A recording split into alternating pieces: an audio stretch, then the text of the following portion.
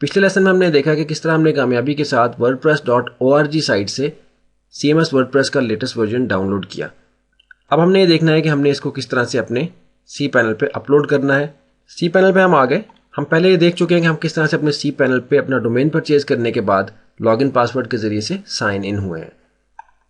इसमें थोड़ा सा स्क्रॉल डाउन करेंगे। यहाँ आप देख सकते हैं आपके पास फाइल मैनेजर है। ये ज़हन में रखें कि लेगेसी फाइल मैनेजर मुराद नहीं है, यहाँ हमारी मुराद फाइल मैनेजर है। और इस बात को भी ज़हन में रखें कि हमारा ये जो अकाउंट है ये यूनिक्स बेस्ड है।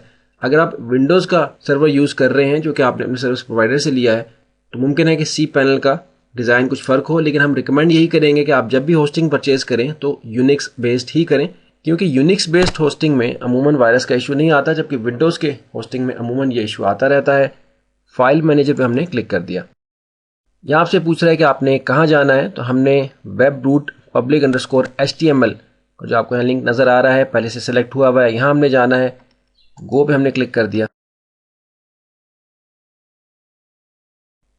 यहाँ आप देख सकते हैं कि public_html के फोल्डर में हम आ गए। ये ध्यान में रखेंगे public_html में जो मालूमात होती है ये वो है जहाँ के आपके वेब पर विजिट करने वाले डायरेक्ट आते हैं।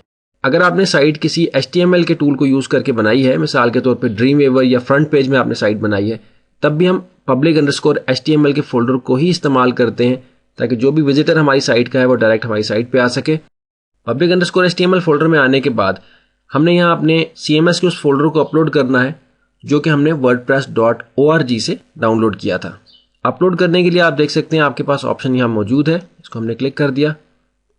एक और विंडो ओपन हुआ। यहाँ आपसे पूछा जा रहा है कि आप कौन सी फाइल यहाँ अपलोड करना चाहते हैं। चूज फाइल के इस बटन पर क्लिक करके हम उस फाइल को ब्राउज करेंगे जो कि हमने wordpress.org से डाउनलोड की थी। इस पर क्लिक कर दें।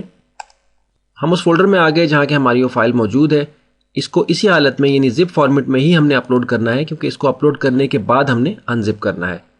फाइल हमने सेलेक्ट की, ओपन के बटन पर हमने क्लिक कर दिया। आप देख सकते हैं कि यहाँ फाइल अपलोड होने का प्रोसीजर आपको नज़र आ रहा है।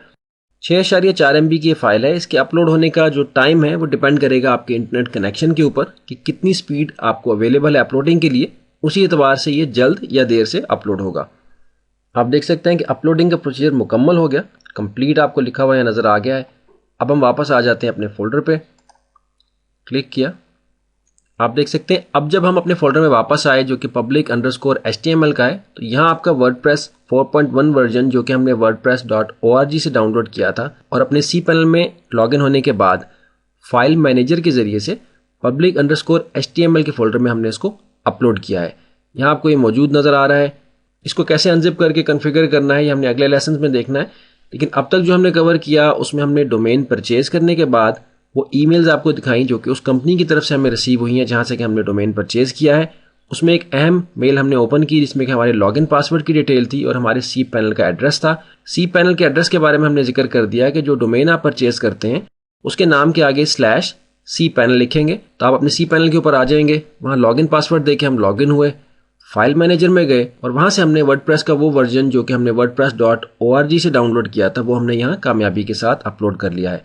इस प्रोसीजर को स्टेप बाय स्टेप हम इसलिए कवर कर रहे हैं कि किसी भी लेवल के स्टूडेंट को समझने में मुश्किल पेश ना आए और आसानी के साथ आप अपनी डोमेन परचेज करने के बाद wordpress.org से CMS डाउनलोड करके अपने डोमेन पे अपलोड कर सकें और उसको कॉन्फ़िगर कर सकें।